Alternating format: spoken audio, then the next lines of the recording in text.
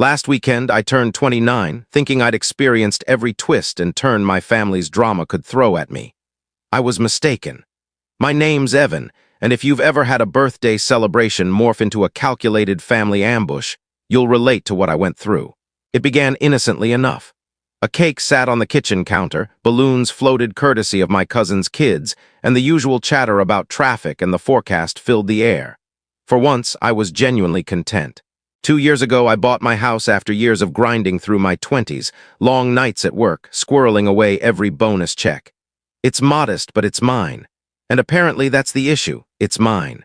After dinner, my mom stood up, clinking her wine glass like she was about to toast a bride and groom.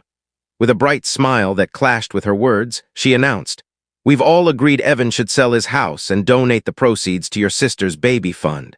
She needs it more than you do." For a moment, I thought it was a bad joke.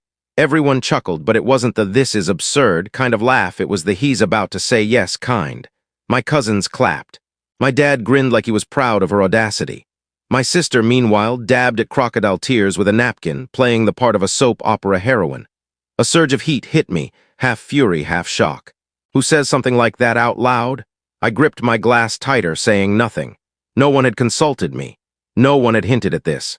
They'd just decided my life's biggest achievement, the one thing that kept me grounded, should be cashed out to fund my sister's decisions. "Evan," my mom said again, as if I'd missed it, "don't you think it's time you contributed to the family? Your sister's baby needs a proper nursery, a bigger home. You don't need all that space living alone." That last line cut deep. I live alone because I value my peace. But apparently that makes me the family's piggy bank. My aunt chimed in, leaning closer. "Think of it as a gift to the next generation. It's a blessing." My uncle nodded in agreement. All eyes were on me. I took a slow sip of my drink, keeping my expression blank, but my mind was racing. Do they really expect me to sell my only asset, hand over hundreds of thousands of dollars? My sister sniffled theatrically. "I can't believe you'd even hesitate," she said. "You know I've been struggling since Matt lost his job. We're barely scraping by with rent. You're fine. This would change everything for us." That word, fine, twisted in my gut. Fine, after skipping trips, working overtime, eating instant noodles for a year to save for the down payment. It wasn't handed to me. It wasn't luck. I scanned the table. Not one person looked like they found this outrageous. My dad raised his glass. "You're the man of the house now, son," he said, smiling. "Do right by your family." That's when it hit me. This wasn't a suggestion. It was a staged intervention, sprung on my birthday to pressure me into compliance. The air grew heavy. My chest tightened, but I kept my cool. Then I remembered something I'd saved on my phone, something I hadn't planned to share that night.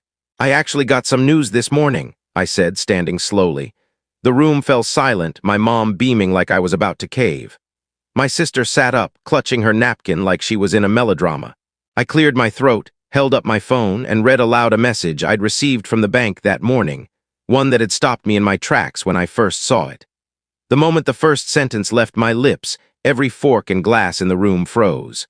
"The bank confirms the transfer of funds you initiated has been processed," I read, my tone steady, almost offhand. "Total amount, $428,000.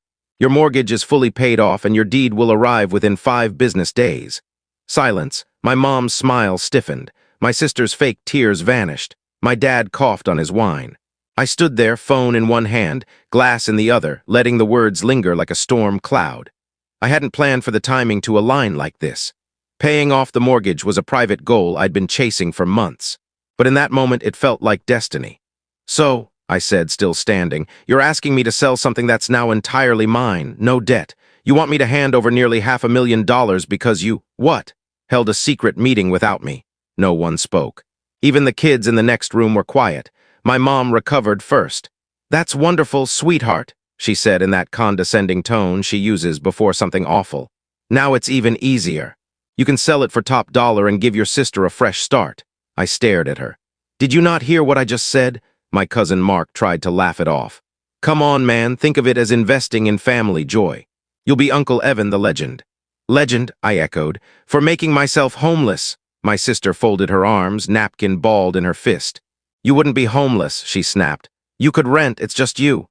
"Exactly," I cut in. "It's just me, and renting is what I worked years to avoid."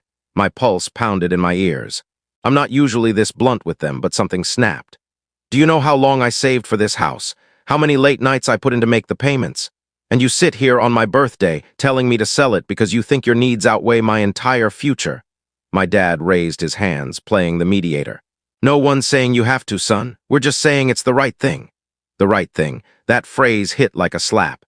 It's always been their go-to when they want me to fall in line, give up a weekend, lend money, skip something I wanted so my sister could have it. "Funny," I said slowly, sitting down. "The right thing never seems to work both ways in this family." That landed hard. My mom's jaw tightened. My aunt cleared her throat, but no one spoke. The tension was palpable, but for once I didn't smooth it over. Dinner fizzled out. People poked at their food in silence.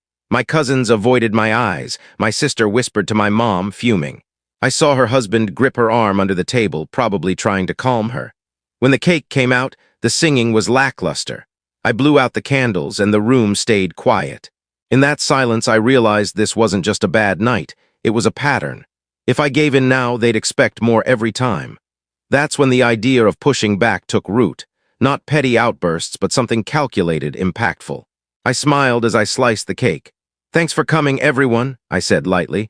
"I'll be in touch." My mom's expression told me she sensed a shift, but she had no clue how far I'd go. A week later, my phone was silent. No texts, no memes from cousins, nothing. At first, it felt liberating.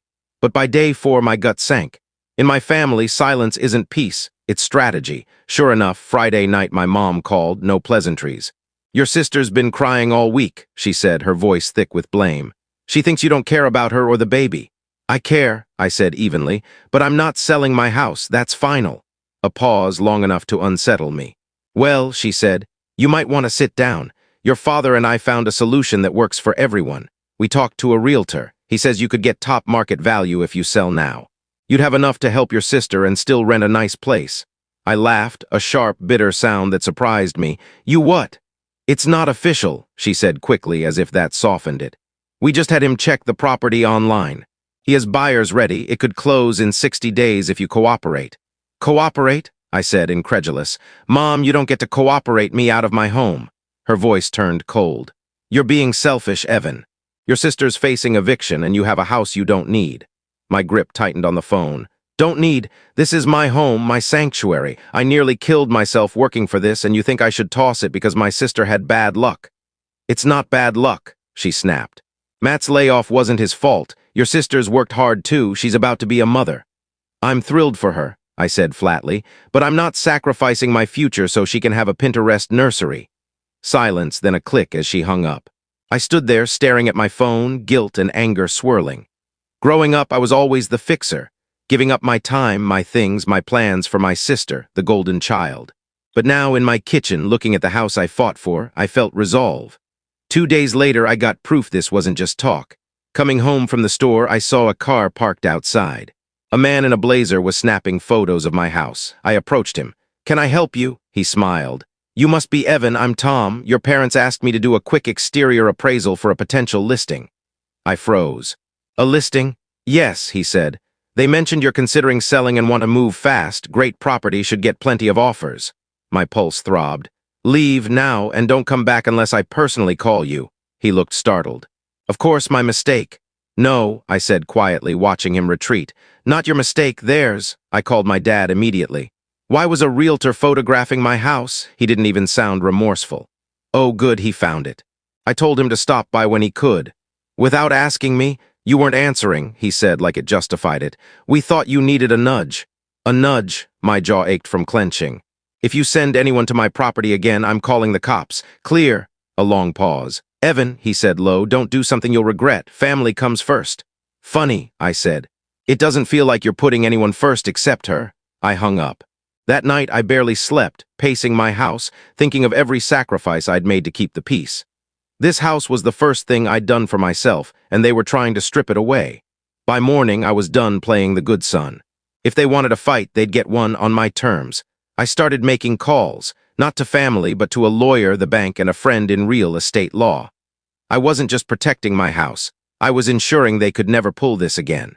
But then my sister did something that turned manipulative into dangerous, forcing me to act faster than I'd planned. The following week, I found a thick envelope in my mailbox from the county assessor's office. Inside was a form requesting authorization for a property valuation for sale. I hadn't submitted it. At the bottom was a signature, mine, except it wasn't. My sister had forged it, clearly tracing one from my closing documents 2 years ago. I stood in my kitchen, shaking with rage and disbelief. I called her. "Hey," she answered, too chipper for a criminal.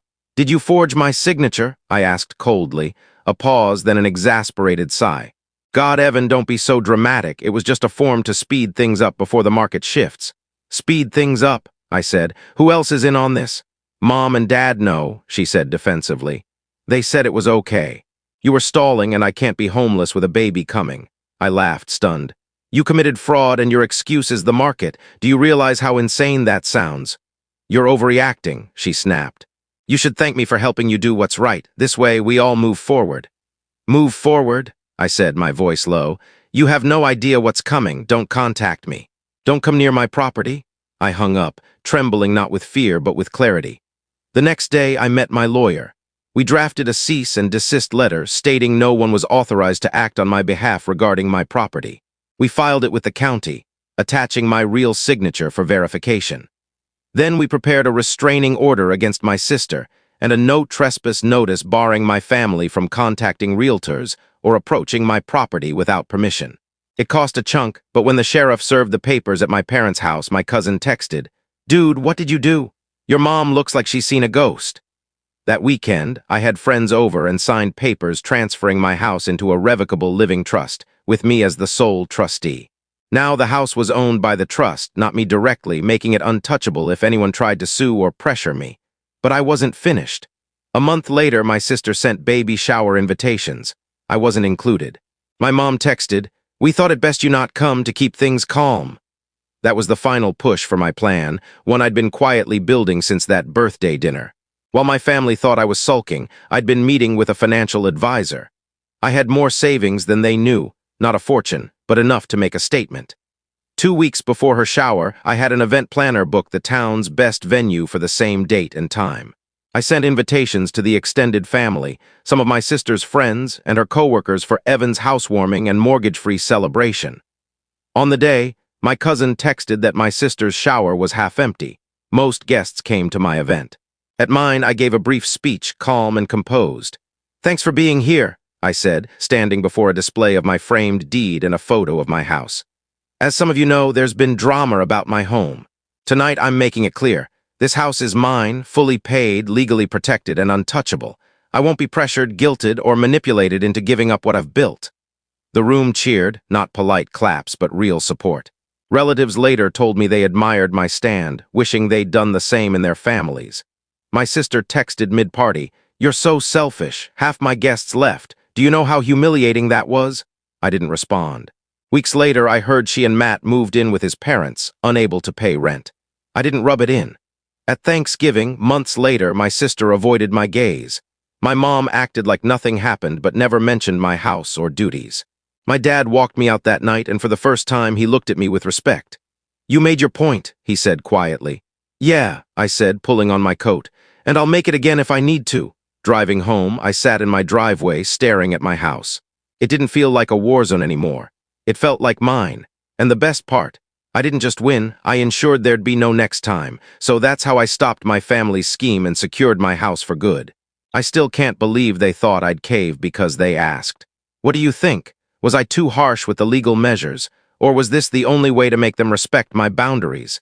Would you have gone this far with your family?